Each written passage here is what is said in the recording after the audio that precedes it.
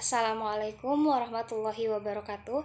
Perkenalkan, nama saya Winda Wahyuni dengan NIM 2801646 dari kelas A angkatan 2020 Fakultas Hukum Universitas Mula Warman.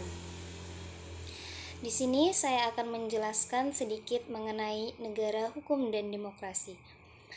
Perkembangan konsep negara hukum dan demokrasi. Ide negara hukum telah lama dikembangkan oleh para filosof dari zaman Yunani kuno. Plato pada awalnya dalam The Republic berpendapat bahwa adalah mungkin mewujudkan negara ideal untuk mencapai kebaikan yang berintikan kepada kebaikan. Untuk itu, kekuasaan harus dipegang oleh orang yang mengetahui kebaikan, yaitu seorang filosof, The Philosopher King. Namun, dalam bukunya The Statesman dan The Law, Plato menyatakan bahwa yang dapat diwujudkan adalah bentuk paling baik kedua, atau sering disebut dengan the second best, yang menempatkan supremasi hukum pemerintahan yang mampu mencegah kemerosotan kekuasaan seseorang adalah pemerintahan oleh hukum. Senada dengan Plato, tujuan negara menurut Aristoteles adalah untuk mencapai kehidupan yang paling baik, atau sering disebut dengan the best life possible, yang dapat dicapai dengan supremasi hukum. Hukum adalah wujud kebijaksanaan kolektif warga negara atau collective wisdom, sehingga peran warga negara diperlukan dalam pembentukannya.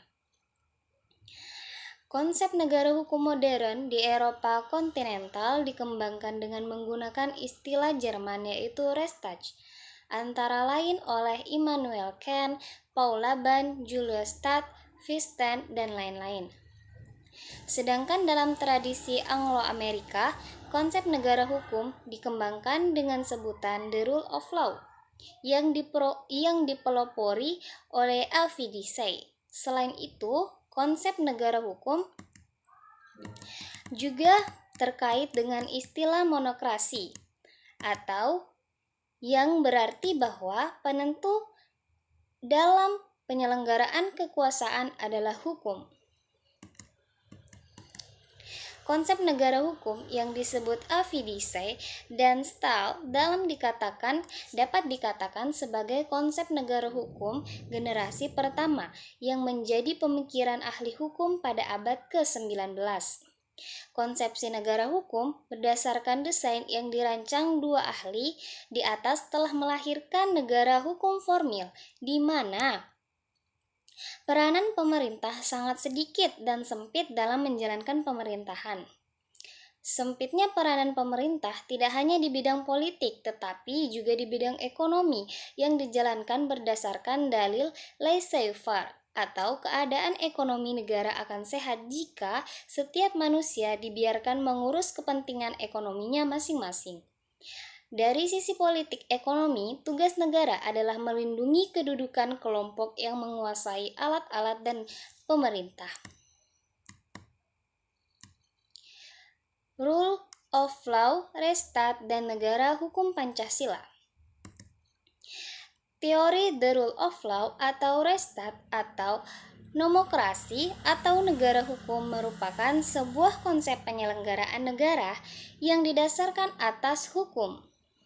Setiap tindakan penyelenggaraan negara mesti didasarkan atas hukum yang berlaku, dalam arti apapun yang hendak dilakukan dalam konteks penyelenggaraan negara mesti didasarkan atas aturan yang ditentukan dan ditetapkan bersama. Adapun negara hukum Pancasila lebih dipahami sebagai negara hukum yang mendasarkan cita-citanya pada apa yang dikandung Pancasila. Dalam penjelasan Undang-Undang Dasar 1945 dikatakan, Pancasila merupakan cita hukum atau Rechtsstaat. Sebagai cita hukum, Pancasila berada pada posisi yang memayungi hukum dasar yang telah berlaku. Pancasila sebagai norma tertinggi yang menentukan dasar keabsahan atau legality, suatu norma hukum dalam sistem norma hukum Republik Indonesia. Adapun unsur-unsur hukum dan demokrasi, sebagai seorang ahli hukum Anglo-Amerika, Alfie Desai memperkenalkan tiga ciri penting setiap negara hukum. Yang pertama, supremasi hukum atau supremacy of law, dalam arti tidak boleh ada kesewenang-wenangan sehingga seorang hanya boleh dihukum jika ia melanggar hukum atau bersalah.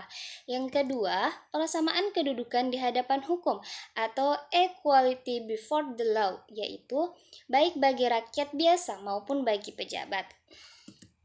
Yang ketiga, terjaminnya hak asasi manusia oleh undang-undang dan keputusan pengadilan. Menurut Jim Lee Asidik, pada konsepsi demokrasi di dalamnya terkandung prinsip-prinsip kedaulatan rakyat, sedangkan di dalam konsepsi negara hukum terkandung prinsip-prinsip negara hukum atau demokratif, yang masing-masing prinsip dari kedua konsepsi tersebut dijalankan secara beriringan sebagai dua sisi dari satu mata uang. Paham negara hukum yang demikian dikenal dengan sebutan negara hukum yang demokratis atau demokratis restage, atau dalam bentuk konstitusional disebut dengan konstitusional demokrasi. Disebut sebagai negara hukum yang demokratis karena di dalam mengakomodikasikan prinsip-prinsip negara hukum dan prinsip-prinsip demokrasi, yaitu ada supremasi hukum, kepastian di hadapan hukum, dan lain-lain.